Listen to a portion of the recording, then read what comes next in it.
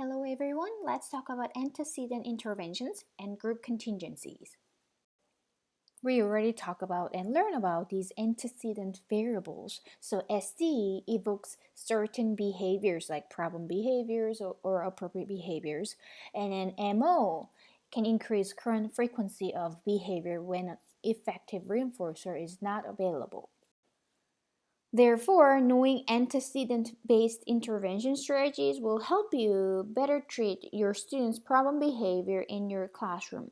Applied behavior analysis have used several antecedent interventions to decrease the effectiveness of reinforcers that maintain problem behaviors, which is abolishing operations. However, remember that the effects of MOs are temporary, so antecedent intervention by themselves will not produce a permanent improvements in behavior.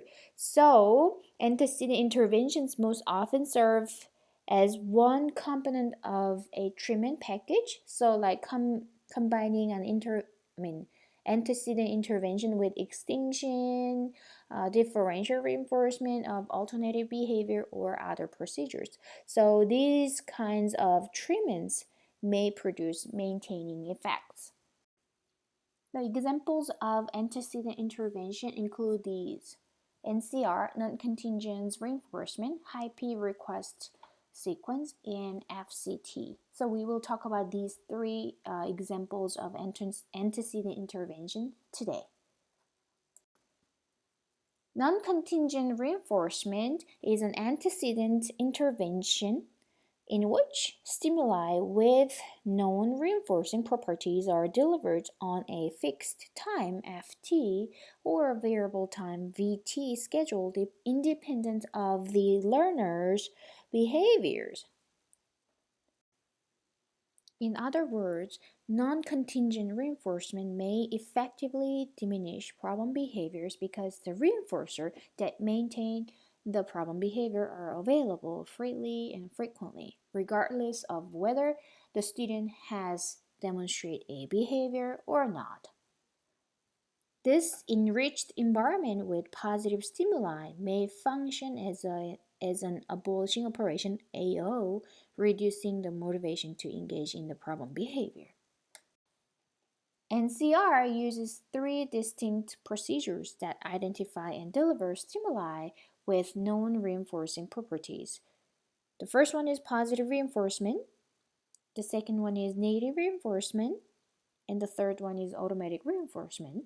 NCR provides an important and effective intervention for problem behaviors, and it is very common treatment for people with developmental disabilities. Let's take a look at the example. These researchers provided an excellent example of applying NCR with positive reinforcement. From a functional analysis, the researcher figured out that social positive reinforcement maintained self-injurious behavior or aggression in 3 adults with developmental disabilities. So they use NCR, so the adults with developmental disability received attention or small bits of food on FT, the fixed time schedule, like 5 seconds. Later, the researcher thinned the schedule, so the schedule was thinned to a terminal criterion of 300 seconds. And the researcher figured out that NCR procedure effectively decreased the occurrences of self-injurious behavior and aggression. Now let's talk about high probability request sequence, also known as high P request sequence. When using a high P request sequence, the teacher presents a series of easy-to-follow requests for which the participant has a history of compliance, which is high P request. When the learner complies with several such high P requests in sequence, the teacher immediately gives the target request, which is low P. The behavioral effects of the high P request sequence suggest the evasive effects of an AO by reducing the value of reinforcement for non-compliance to the low P requests, such as reducing the value of escape from requests, and reducing the aggression and self-injury often associated with low P requests. To apply the high P request sequence, the teacher or therapist selects 2 to 5 short tasks with which the learner has a history of compliance. These short tasks provide the responses for the high P request. The teacher or therapist presents the high P request sequence immediately before requesting the target task, which is a low P request. As many of you already know, this intervention is also called behavior momentum. Now, functional communication training, FCT. FCT establishes an appropriate communicative behavior to compete with problem behaviors evoked by an establishing operation, EO.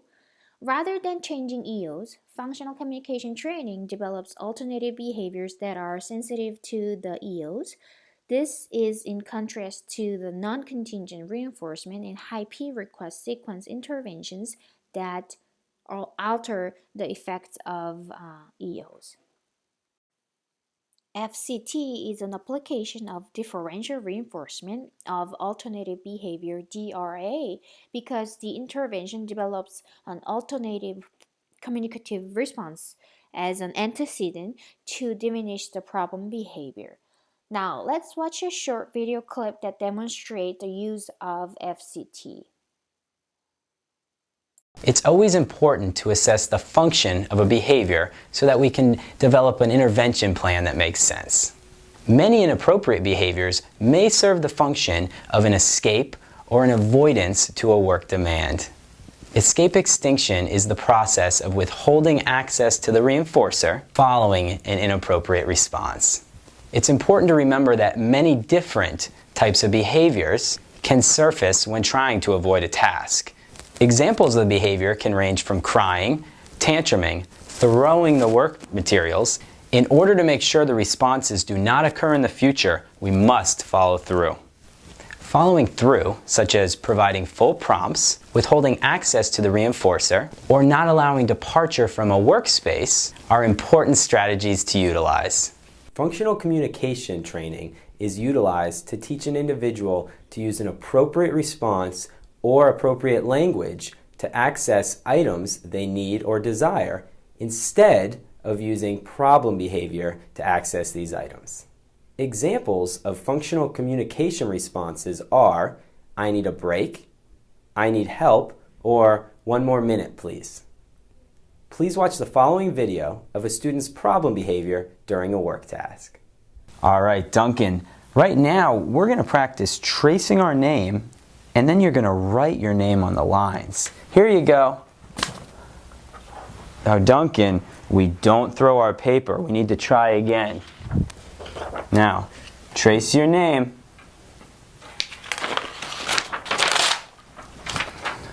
Oh.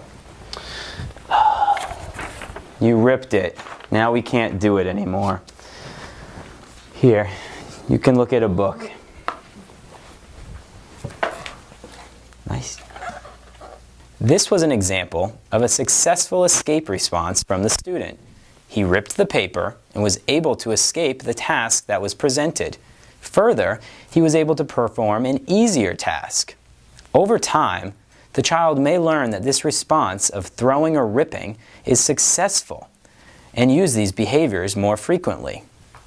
In these cases, we must follow through with our task to ensure that the child does not control or modify the original demand. Watch as a communication response is prompted, used correctly, and reinforced in this video. All right, Duncan, we're going to do our work now and we're going to trace our paper. Remember, if you need a break, you can say, I need a break, please. I need a break, please. Okay, you can have a break with the book. Nice asking for a break. Look at the book for a minute.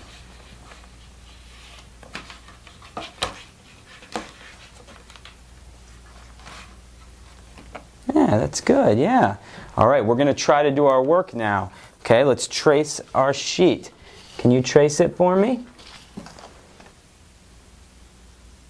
That's very good tracing. You're doing such a great job. Wow. This is successful prompting of a functional communication response. Note the prompt of the appropriate response. Remember, if you need a break, you can say, "I need a break, please." I need a break, please. Okay, you can have a break with the book. Nice asking for a break. Note the immediate removal of the aversive stimulus and the delivery of a neutral activity. Yeah, that's good, yeah. All right, we're going to try to do our work now. Okay, let's trace our sheet. Can you trace it for me? You see that the instructor presents the task and reminds the child of the demand. He also then assists with a prompt to help elicit a positive response. Make sure to always follow through when presenting work demands. This way, the child's escape and avoidance responses do not become successful, and this will not continue in the future. Make sure to teach the child how to use their words when needing help or a break from work. Prompting them after presenting the demand is a great way to elicit a positive response. It's also very important to remember that new, difficult, or activities with long durations could elicit some escape-maintained behaviors. It's important to provide prompting when beginning to teach a skill. This decreases frustration and thus lessens the need to escape the task. In addition, it's important to start out with small amounts of work and slowly increase over time. It is our job as teachers to teach communication strategies that replace these negative behaviors that may use to escape. It is very important to know your client so that beforehand you can modify tasks, as once you present the demand, you must follow through.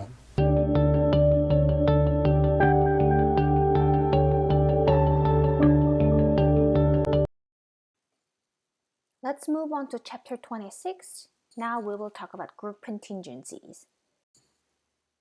A group contingency is one in which a common consequence, usually but not necessarily a reward intended to function as reinforcement, is contingent on the behavior of one member of the group, the behavior of part of the group, or the behavior of everyone in the group. Group contingencies can be classified as dependent, independent, or interdependent. So independent group contingency is an arrangement in which a contingency is presented to all members of a group, but reinforcement is delivered only to those group members who meet the criterion outlined in the contingency. So independent group contingencies are frequently combined with contingency contracting, like behavior contracting, and token reinforcement programs, because these programs usually establish reinforcement schedules independent of the performance of other members of the group. So easy example here. Each student who finishes his research project on time will receive a dog ate my homework pass.